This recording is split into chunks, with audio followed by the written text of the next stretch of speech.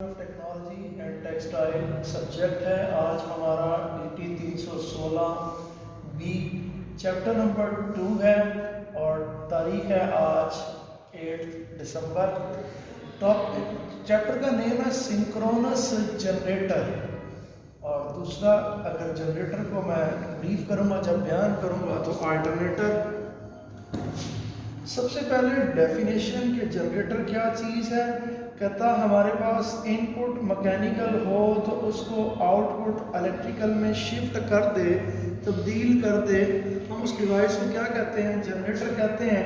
اور اگر out put electrical AC ہو تو ہم اس مشین کو آلٹرنیٹر کہتے ہیں. ادروائز اس کو جنریٹر بھی کہا جاتا ہے اور DC کے لیے تو ویسے ہی لفظ جنریٹر، لیکن آلٹرنیٹر لفظ صرف اور صرف AC آؤٹ پٹ کے لیے استعمال ہوگا. تو اگلا پوائنٹ ہے کنسٹرکشن کے اعتبار سے، بناوٹ کے اعتبار سے جو ہمارے پاس آلٹرنیٹر ہے اس کے بیسک بنیادی دو اجزاء ہیں، اسٹیٹر اینڈ روٹر.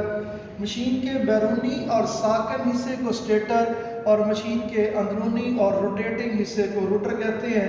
جبکہ اس مشین کا ایک امدادی یا اضافی جز بھی ہوتا ہے، ایکسائٹر، اور ایک اس کا جز اضافی آ جائے گا، ٹربائن. یہ اضافی اجزاء ہیں جن دو کو میں سٹار کی مدد سے ہائی لائٹ کر رہا ہوں، جو اس کو ورکنگ کروانے میں ہیلپ فل ثابت ہوں گے. لیکن اس کے بنیادی یا بیسک اجزاء دو ہی ہیں، اسٹیٹر اور روٹر.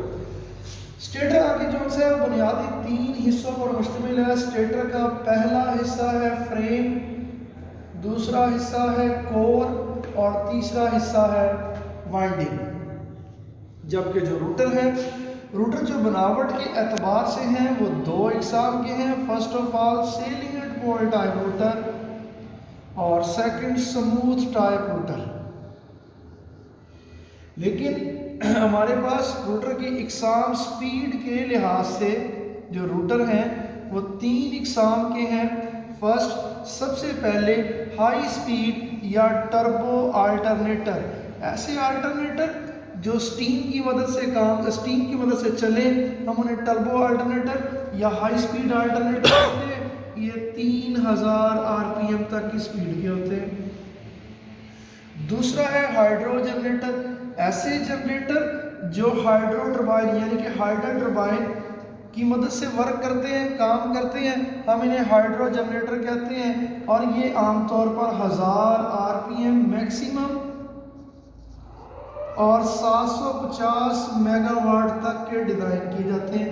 جبکہ جو سٹیم والے تھے یہ ہمارے پاس 1000 میگا واٹ تک کے ڈیزائن کیے جاتے ہیں. اس کے بعد ڈیزل انجن. تو جو ڈیزل انجن ہے یہ بھی عام طور پر میڈیم سپیڈ یا ان کی میکسیمم سپیڈ 750 RPM، 1000 RPM اور یہ 20 میگا واٹ تک کے ڈیزائن کیے جاتے ہیں. اب بات کرتا ہوں سب سے پہلے فریم. آلٹرنیٹر کا بنیادی حصہ فریم بنایا جاتا ہے کاسٹ آئرن سے. اگر آلٹرنیٹر چھوٹے سائز کا ہو تو اس کا فریم ایک ہی ڈائی پر تیار کیا جاتا ہے، اور اگر آلٹرنیٹر بڑے سائز کا ہو تو اس کا فریم یہی گولائی شیپ میں متعدد جز اجزاء کی صورت میں کیا جاتا ہے، تیار کیا جاتا ہے. یعنی کہ 2 اجزاء ہو سکتے ہیں، 4 پیس ہو سکتے ہیں، 6 پیس ہو سکتے ہیں. تو ان پیسز کو کنیکٹ کر کے ایک گولائی شیپ میں فریم تیار کیا جاتا ہے. فریم کے اوپر ہم اسے انسولیشن اور لیکیج سے محفوظ رکھنے کے لیے کس چیز کی تہ چڑھاتے ہیں؟ پینٹ کی. اب دوسرا حصہ ہمارے پاس کور ہے. کور کس چیز کی بنائی جاتی ہے؟ سلیکون سٹیل کی بنائی جاتی ہے، پتری دار ہوتی ہے. پتریوں کو کنیکٹ کر کے جوڑ کر جونسیم سلاٹ تیار کرتے ہیں جس کے اندر ہم کوائل رکھتے ہیں یا جسے وائنڈنگ کہتے ہیں. اب سلاٹ 3 اقسام کی ہوتی ہیں، open slot, semi close and close slot. Open slot میں کوائل رکھنا آسان، لیکن جب وائبریشن ہوگی، جب روٹر روٹیٹ کرے گا تو کوائل نکل جائے گا، شارٹ سرکٹ کا اندیشہ ہے۔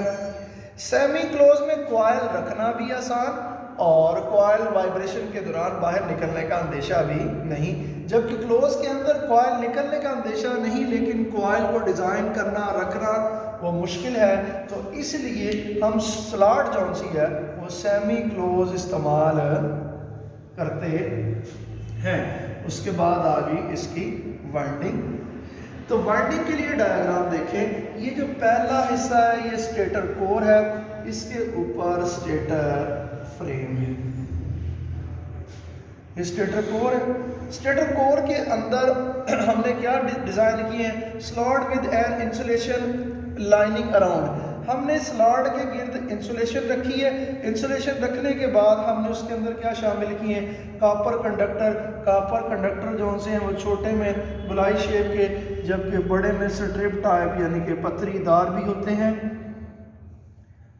اور ان پتریوں کو ہم آپس میں کیا کر دیتے ہیں، کنیکٹ کر کے سٹار یا ڈیلٹا کی شیپ دے دیتے ہیں 3 فیز اے سی سپلائی کی صورت میں۔ تو آج تک کے لیے میرا لیکچر اتنا ہی، انشاءاللہ نیکسٹ یہاں سے کنٹینیو کروں گا۔